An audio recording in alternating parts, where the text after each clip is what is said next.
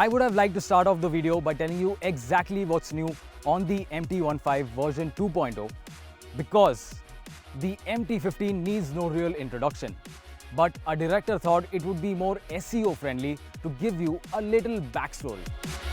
So the MT-15 was launched in India in 2019 as a city-friendly alternative to the ever-popular and particularly track-focused R15 V3, which proved its performance and handling mettle time and again. Even the sales number for the MT-15 presented a strong case over the years with figures higher than the KTM 125 Duke, its biggest rival. Then, as the R15 V4 was launched in India with snazzy updates, the MT-15 was sure to follow suit. And here it is in its second generation, the MT-15 version 2.0. Welcome to BikeWale, I am Neil and I have been riding the motorcycle for the past couple of days to tell you 5 things we liked about the motorcycle and 2 things we didn't. So the first reason to consider buying the MT-15 is its new and improved handling abilities.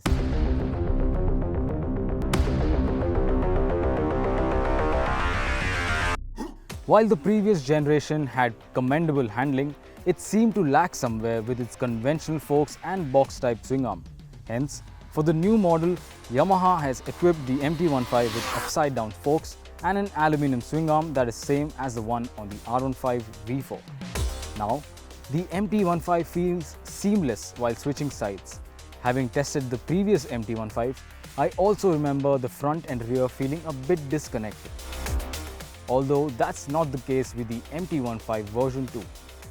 It now invokes much more confidence while leaning into corners and offers better front-end feel and stability than before. Moreover, the new setup has also made the MT-15 feeling more agile as well. As nimble as it is, sieving through heavy traffic with the MT-15 is a breeze. Lest we forget, its compact size just adds to the convenience. In terms of its engine specs, the MT-15 version 2 remains majorly the same. It gets a 155cc single-cylinder engine that is liquid-cooled and also comes with the VVA technology. However, the output is slightly different from the previous model. The power has gone down from 18.23 bhp to 18.14 bhp on the version 2.0. And the torque has been bumped up by 0.2 Nm and now stands at 14.1 Nm. Although out in the real world, the change is hardly noticeable. It does feel a bit held back up to 4000 rpm, after which the MT-15 lets loose if you ring the throttle hard. The VVA kicks in at around 7400 rpm and propels the bike to its red line at 10,000 rpm.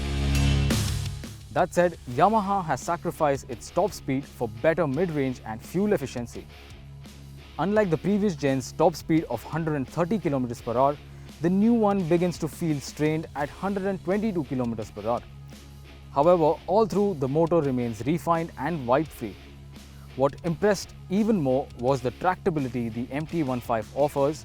Despite being a high-revving engine, it is able to trundle as low as 22 km per hour in 6th gear with not a shudder or complaint, making it highly convenient to use in the city.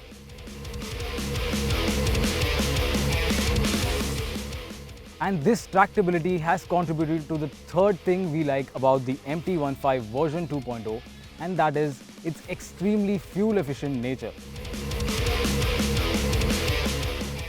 On our test route, the MT-15 returned 53 km per litre, which is brilliant for a high-revving motor that also offers peppy and engaging performance. With the rising fuel cost, this just makes the MT-15 even more desirable.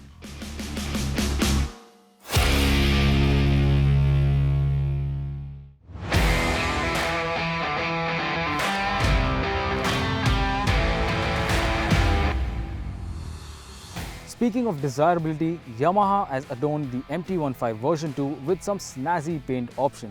What you see here is the Cyan Storm color that is very similar to what Yamaha offers in the international model. In our opinion, this color might be flashy, but it is refreshing and perfectly targeted at a younger crowd.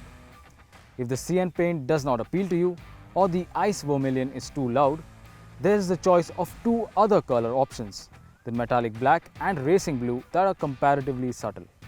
But apart from the new colors, Yamaha hasn't gone back to the drawing board to change the design, which remains the same as before.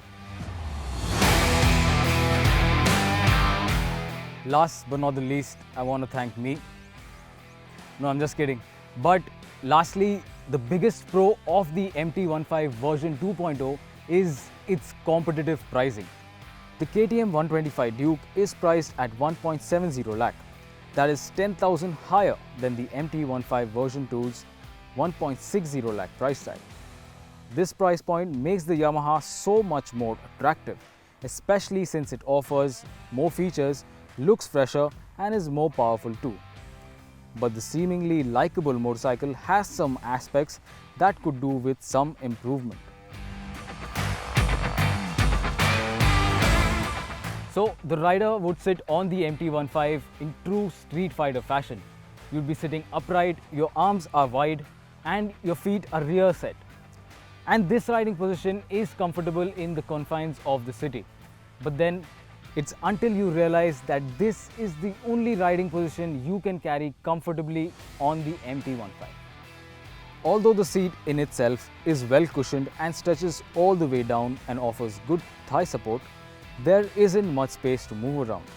And if you crouch, you'd find your head over the instrument cluster and your body in a hilarious twist.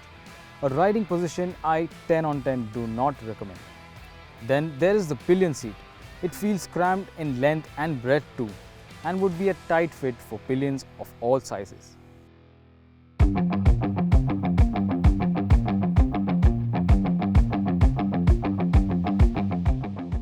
The other aspect that could be better on the MT-15 is its ride.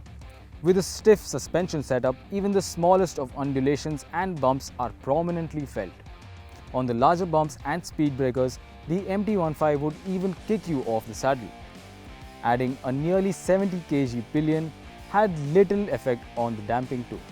While the stiffness does enable the MT-15 to be a good handling motorcycle, this kind of setup suits the track-focused R15 better rather than an everyday city-friendly motorcycle like the MT.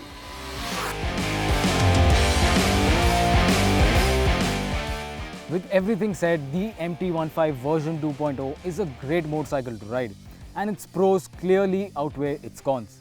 Although if you are someone on the taller side, frequently ride with a pillion, or would choose comfort over a sporty ride, you should look elsewhere. Or maybe consider the Yamaha FZ25, which has much more space and better ride quality.